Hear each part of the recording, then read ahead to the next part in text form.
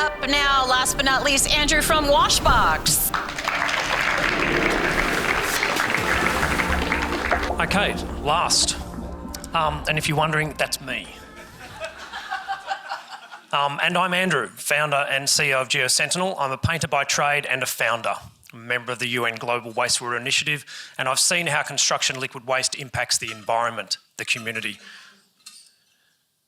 So, on construction projects, you have various trades that wash tools in water. These are applied finishes, typically liquid finishes like paint, plaster, grout, etc. It doesn't matter whether it's a DIY or a commercial project, the same impact is taking place. These tools are typically washed in drinking water, and most of us are discharging this liquid waste pollution to the sewer. On construction projects in particular, on large commercial projects where we think green building might have sorted this out, these practices are impacting housekeeping and safety, productivity, impacting building and plumbing infrastructure, not just in the building but in the infrastructure sector itself, and this waste is polluting our waterways. And this is how the commercial construction sector around the globe handles liquid waste management. This is the shocking reality of it in 2024, where we think that green building has sorted this out. But unfortunately, right under the nose of regulators and stakeholders, ESG reporting in corporate organisations, and the green building movement itself, this is still taking place. But why is sewer discharge such a problem? Unfortunately, there are limitations in wastewater treatment. What we flush down the toilet, what we wash down the sink, goes to a place called a wastewater treatment plant. But what happens in a wastewater treatment plant? I encourage people to think of the red and yellow bins out the front of their house and how we separate waste, because that's really all wastewater treatment plant does. The liquids that are not, the liquids that are left over after the solids are removed end up being discharged to the environment as a liquid. The solids that are recovered end up in biomass, which is often used as fertiliser in farms. And so the products that are washed from tools in construction environments include biocides, polymer modified resins, PFAS, and microplastics. In fact, 174,000 microplastics per litre of waste washed from tools on construction projects. And even in Sydney, this is an issue. This is a global issue. And it's not just about business as usual, liquid waste management and sewer wastewater treatment systems. This is an issue that takes place during wet weather events as well, when wastewater treatment systems overflow raw wastewater without any treatment at all straight to the environment. And so I invented a solution and we called it Washbox. And Washbox is a closed loop wash station for construction projects.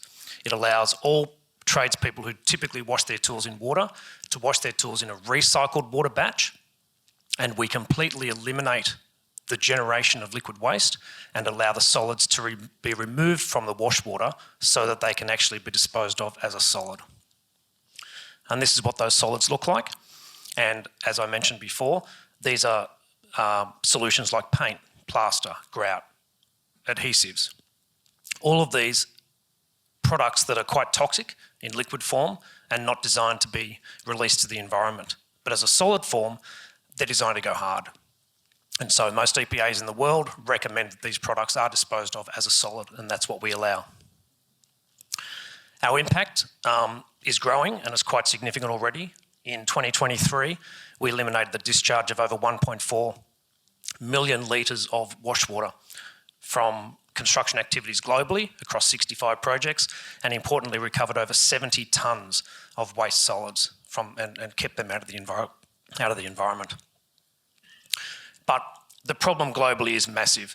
In the next 35 years, there's an estimated 230 billion square metres of construction going to take place, and Washbox will enable the removal of more than 115 billion litres of waste solids out of that wash water and prevent it from discharge to the environment. And that's why we are very well regarded globally.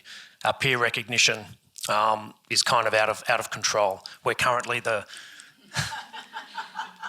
I've been on a whirlwind tour. We're currently the Sustainable Building Product of the Year in Asia Pacific, the US and the UK.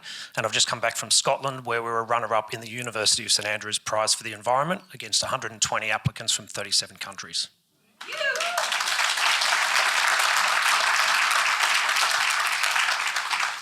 And we're sharing our story globally through our partners, of which OIO is one, and we're very appreciative of the support.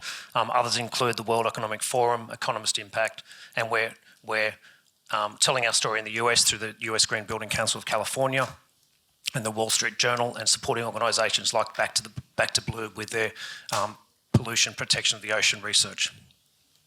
But ultimately our aim is to eliminate liquid waste impact on the environment from construction activities. And this is happening in cities globally. And so we're here today to share our story.